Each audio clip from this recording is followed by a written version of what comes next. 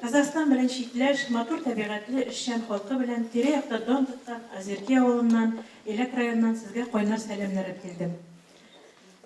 19 гасыр ахыры 20 гасыр башында татарларда ирләр белән бергә кул-кулга тотышып, иреккә омтылучы милләт аналары, мөгаллимәләр, табибәләр, шагыйрәләр, артистлар бар көчләрен, гомерләрен кызганмыйча, үз халкын наданлыктан коткару, аны мәгърифәтләүгә кирешкәннәр. Татарның укымышлы кызлары арасында туган халкына күрсәткән хезмәтләре белән һич онытылмаска тиешле олы шәхесләр бар. Андайларның исемнәре тарих битләренә язылып бара.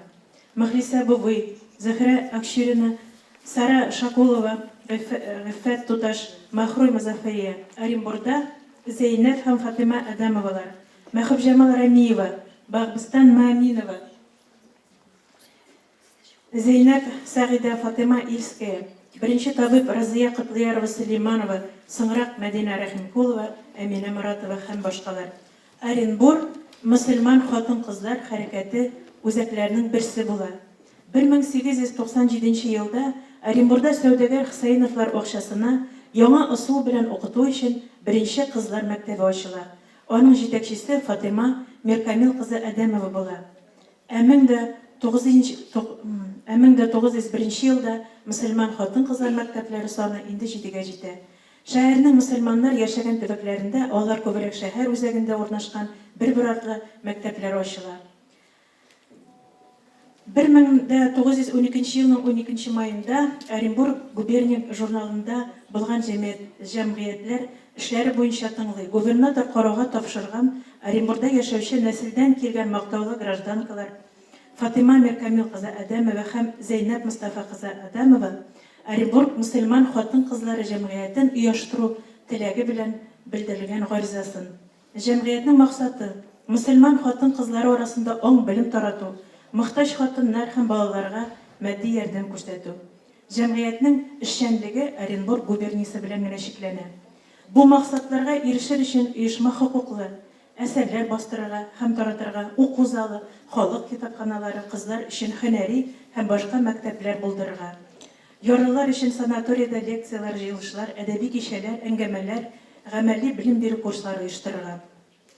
Җәмгыятьнең матди нигезе җитди була. Оештыручылар үзләре дә хәлле кешеләр рәтеннән булалар. Фатыма һәм Зәйнәп Адамовалар Оренбургның мактаулы гражданнары. Зәйнәп Рамиева алтын чыгаручы атаклы татар шагыйре Дәртмәннең кызы, Мәхфүзә Хусейнова беренче гильдия сәүдәгәре Гани Хусейновның оныгы. Разия Кытлыярова Сулейманова Санкт-Петербургта югары табиблар курсы тамамлаган табиб. Рабига Мөхәммәдиярова статский советник хатыны. Уставта оешмага кем әгъза булып керә ала икәнен ачык теркәгән була. Әгъза булыр өчен 50 сум акча түләп керергә, ел сайын 3 сум түләргә була. Оешма әгъзалары 2 категориягә бүленә: хакыйкый һәм мактаулы. Беренчеләре оешма кассасына алдан сөйләшелгән хакны сала, икенчеләре зуррак взнос ясыйлар. Җәмгыятьнең рәисе күренекле хатын-кызлар хәрәкәте эшлеклесе Фатыма Адамова була. Ул чорда Оренбург газетләре менә нәрсә яза. Оешмага әле 1 елда булмавы карамастан, аның инде 150 әгъзасы һәм 2000 сум капиталы бар. Шул акчага ул кисү һәм тегү мәктәбе ачты. Анда 15 яшьтән алып кызлар укыйлар. Тулы курс үткән укучыларга аттестат бирелә. Укуны тәҗрибәле укытучы алып бара һәм практикалар эшләр өчен арзан хакка заказлар алына. Мондый мәктәпләргә халык мохтаҗ икәне күренә. Кызлар мәктәпкә бик теләп йөриләр һәм ул гел тулы комплектлы. Әмма бу оешманың эшчәнлеге моның белән генә чикләнми. Киләсе елдан ул үз карамагына үрнәк булып тора торган кызлар мәдрәсәсен алмакчы була. Анда рус теле дә укытырга дигән уй белән. Аңардан ары бу оешма эшли башлау белән укучылар бушлай табиб Разия Сулейманова күрсәткән ярдәмне ала. Шулай ук оешма яхшы җиһазландырган китапханә булдырырга уйлый. Бу иң югары дәрәҗәдә матур һәм кирәкле башлап җибәрелгән эшләр өчен яшь оешмага уңыш теләргә генә кала. Шулай да киләчәктә мондый эшләрне башкару күп кенә матди чыгымнар таләп итәчәк. Мөгаен, үзенең мәдәни омтылышлары белән аерылып торган Оренбур мөселман җәмгыяте бу матур яшь хатын-кызлар оешмасына ярдәм колы сузыр дип Оренбург газетасы 1913 елның 5 октябрендә шушында язманы чыгара. Музыкаль әдәби кичәләр, спектакльләр, тиз лотерея оештыру оешманың финанс чыгынагы булып тора. Мәсәлән, 1916 елның 13 январендә оешманың активисткасы, актриса Сәхип Җамал Гыйззәтуллина Волжская тәкъдиме буенча шәһәр театрында Нур театр труппасы спектакль һәм дивертисмент күрсәтә. 2000 акча җыела. Аның 10%-ын ятимнәр файдасына китә. Калганы оешмага кала. Оешма шәһәр театрында мөселман шәрәк кичәсе уздыра. Программада спектакль, концерт, Европалы һәм милли биюләр. Даими эшләгән мөселман оешмалары белән берәттән Беренче дөнья сугышы вакытында Оренбург губерниясында вакытлы комитетлар оештырыла. Башлый алар зарар күргәннәргә ярдәм итәргә тиеш булалар. 1914 елда Оренбург мөселман хатын-кызлары яраланганнарга ярдәм итү комитеты оештыра. Аның секретаре Роза ханым Рамиева җитәкчелегендә лазаретларга өчен кием тегү оештырыла. Бу изге эштә Каргалы мәдрәсәсе мәгълүмәсе Гәүһәр Абстырамиева укучылары ярдәм күрсәтә. 1917 елның февралендә мөселман хатын-кыз табибы Сөләйманның эшчәнлегенә 25 ел тулу уңае белән Оренбург мөселман хатын-кызлары оешмасы табиб һөнәре алырга теләгән укучы өчен аның исемендәге премия оештыралар. Алдынгы мәгълүматчылык идеялары һаман киңрәк тарала. Аның нәтиҗәсе булып укуга, мәгарифкә омтылу арта бара. Аңа әдәбият туа, җәмгыятьтә мәдәни яңарыш башлана. Бу омтылыш иҗтимагый тормыш мәйданына бер бөтен хатын-кызлар плеядасын алып килә. Алар үзләренең әдәбият, шигърият, чәчмә әсәр юнәлешендә ачалар. Менә монда сурәтләр үтте инде. Мин Оренбург хатын-кызларны алга өндәүче беренче карлыгач буларак искә алып китәсем килә. Бик зур эш алып барган һәм безнең хатын-кызлар оешмасында мәгърифәтчелектә күп эш күрсәткән атаклы Болгыстан ханым Мәминованың менә фотографиялары үтте. Презентация азрак алда бара. Аның турында аз гына әйтеп китәсем килә. Иң беренче булып тора. 1884 елда Мизәлә Иязинең Мәнди, хәзер Татарстанда Азнакай районы авылында ярлы крестьян гаиләсендә 5нче бала булып туган. Аңа 3 яшь тулганда әтисе вафат була. Әнисе бәләкәй арбага балаларын утыртып бәхет эзләп чыгып китә. Бер ай дигәндә Оренбургга килеп эшкә керә. Болгыстаннан башка кызларын төрле кешеләргә асраулыкка бирә. Болгыстан Фатыйма Адамова исемендәге яңа ысул белән укыткан кызлар мәктәбен тәмамлый. Бик зирәк һәм тырыш була. 1908 елда Хөсәйнә мәдрәсәсендә укытучылары һәм Оренбург байлары тарафыннан ачылган татар кызлары урта мәктәбенең мәдәри һәм мәгълүмәсе булып эшли башлый. 17 елдан соң бу мәктәп Русско-татарская школа имени Ильича дип аталса да, халык аны Багбыстания дип йөртә. Совет чорында 25 елга кадәр бу мәктәптә Шәриф Камал завуч булып эшли. 10 ел эчендә мәктәптән 150 мөгаллимә чыккан. 14 елда Багбыстан кызлар укыту тәҗрибәсен алу нияте белән Төркиягә бара. Уйламаганда андагы парламент җыенына эләгә. Хатын-кызлар аягы басмаган, һәр вакыт ирләр мөхити генә булган мәртәбәле җыенда төрек телендә чыгыш ясап, кыюлыгы белән таң калдырып, бу чыгышны Төркиянең Фикер газетына басылып чыга. 1916 елда Болгыстан ханым Саракташ районы Каван авылында мәгълүмәләр курсларын ачып, аның мәдәри һәм мәгълүмәсе була. Оренбург Хөсән Имашев шул курсларның 100 еллыгына багышланган матур чара үтте. Менә монда презентациядә аның фотографиялары бар. Һәм безнең Оренбург өлкәсендәге Кабан авылында, Саракташ районында шул 100 еллыгына багышланган матур чарада безнең татар хәрәкәтенең активисткасы, хәзер инде вафат булган Мәдинә Рәхимкулова һәм аның укучысы Хәзирә ханым Абделманова безнең Багбыстан ханым Мәминовага истәлек тактасы куйдырды. 1925 елны татар мәктәбе ябылгач, Багбыстан Мәминова Уфага китә. 38 елдан 56 елга хәтлек ул шәхес культы корбаны була.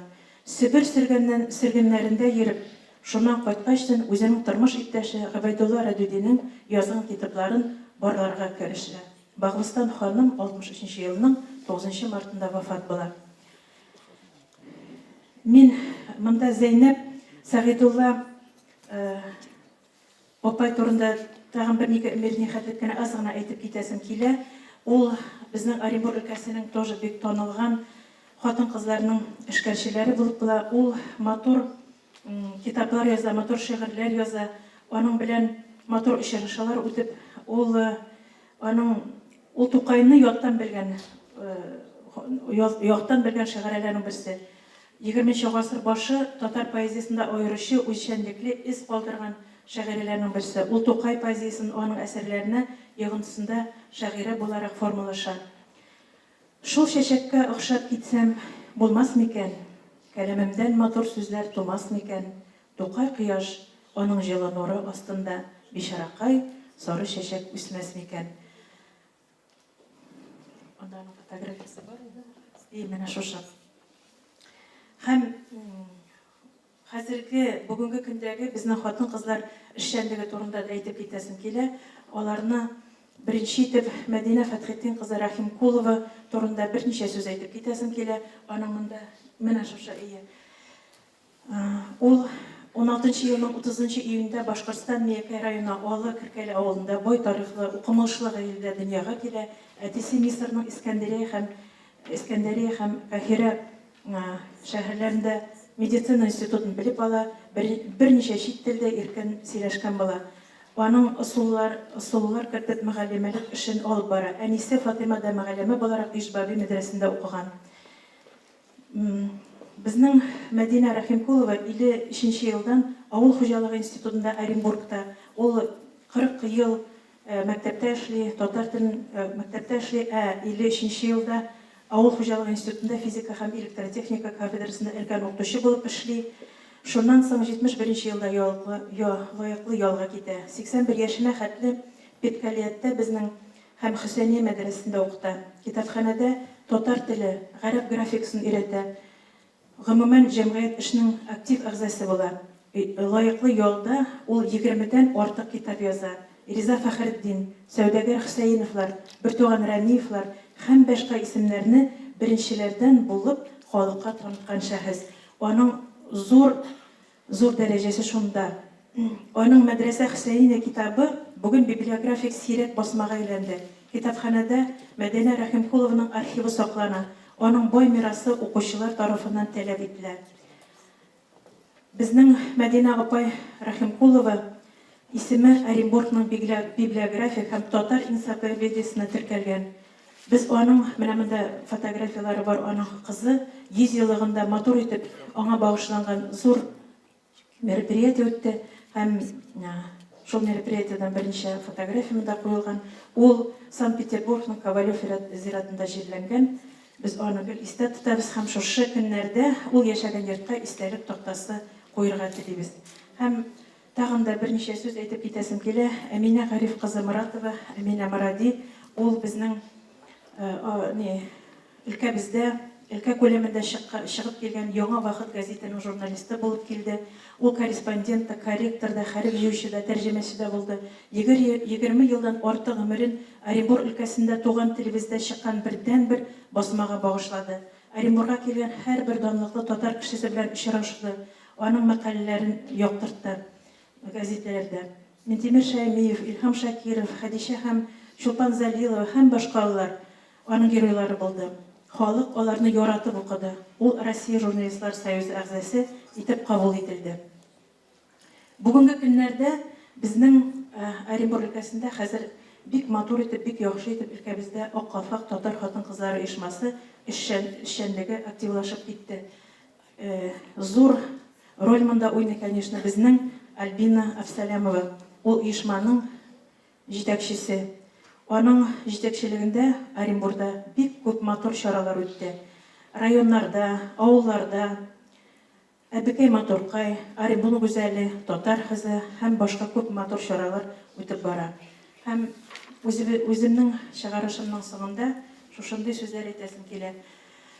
Мин үземнең гомеремне багышладым балалар тәрбияләүгә. мәктәп директоры булып хәзер эшлим.